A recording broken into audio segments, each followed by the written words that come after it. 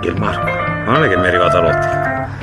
Pronti? Ciao Belfieu, guarda che è arrivata l'Elkan, vieni. No, non ti muovere che arrivo.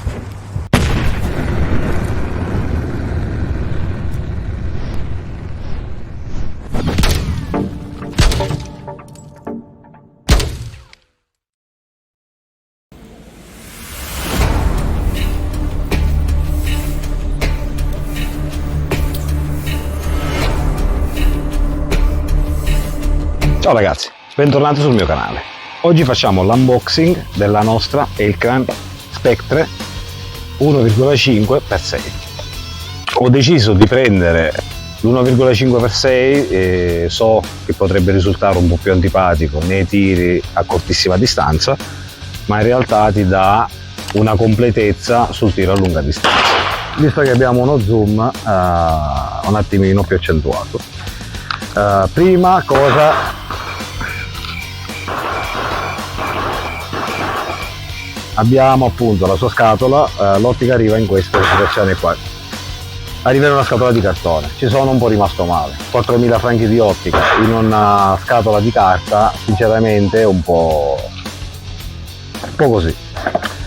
Allora, la scatola è questa. All'interno della scatola abbiamo la sua busta dove è contenuta l'ottica, una penna per la pulizia delle lenti, una penna apposta con il suo prodotto e un manuale in inglese con le varie foto e tutti i parametri per il corretto funzionamento.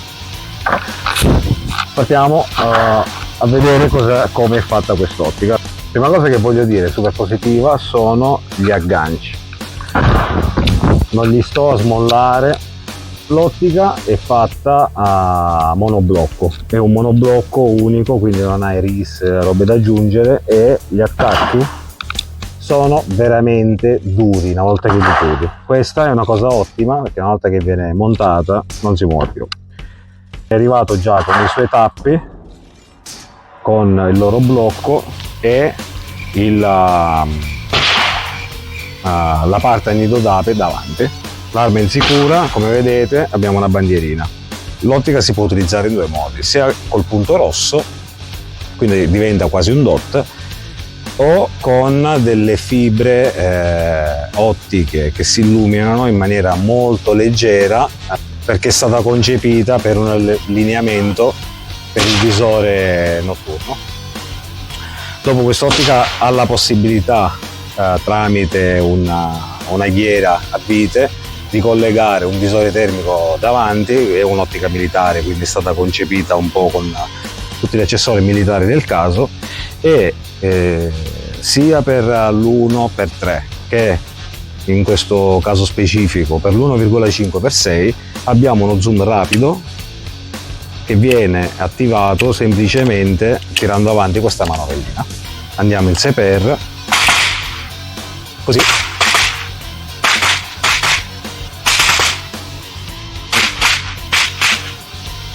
In questo modo ritorniamo a 1,5. Cosa posso ancora dirvi dell'ottica? Appunto, è un monoblocco. Monoblocco, e tutto quello che è il taraggio dell'ottica avviene tramite, si sposta, è semplicemente un blocco e abbiamo una rosellina. Per quello che riguarda destra-sinistra abbiamo una vite meccanica appunto che ci va a fare il regolaggio. Vediamo, quest'ottica seguiranno due recensioni in realtà. Ho fatto una piccola taratura sul poligono a 10-15 metri e uscirà un secondo video per vedere il calcolo balistico, perché lei è fornita di un calcolo balistico con un azzeramento a 100 metri fino a 1 chilometro. In teoria, in pratica vedremo. Io ho cambiato il mio Barris per questa, perché nel Barris R6 avevo il calcolo balistico che non mi andava. Da manuale dovrà essere tarata per le lunghe distanze con una munizione 62 gradi. Sarà tarata a 100 metri e con questa munizione facciamo nel prossimo video la prova dai 100 ai 300 metri, perché più non riesco, non ho campi dove poterlo fare, magari riesco a organizzarmi.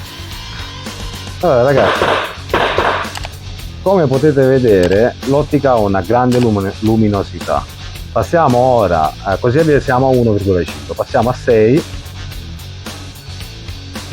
Questo è il 6x, che dà veramente un grande vantaggio, un grande zoom, e l'ottica è veramente molto nitida, molto chiara. Torniamo ad 1,5. Se notate abbiamo tutto l'alzo deriva e in questo caso abbiamo la parte del dot acceso. La parte delle fibre diciamo che è più una cosa per il notturno o sparare con un visore notturno, visto la grande luce che quest'ottica offre, che appunto è un'ottica per il tiro operativo e un'ottica militare. Vediamo come si comporta nel tiro intuitivo. Andiamo a fare il test a fuoco. Allora, ragazzi, da qua. Facciamo una prova con un percorso IDPA e vediamo un attimino come si comporta. Abbiamo il timer e vediamo anche gli spostamenti.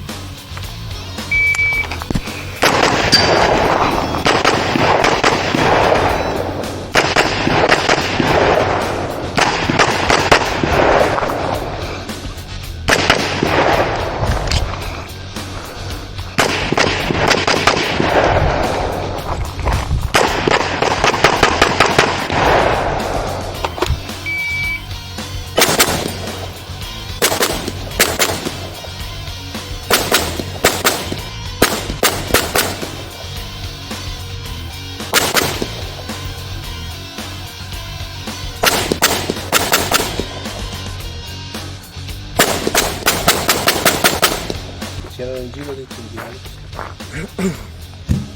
Allora, ragazzi, come vi dicevo, l'1,5 diventa un po' più impegnativo sulle cortissime distanze.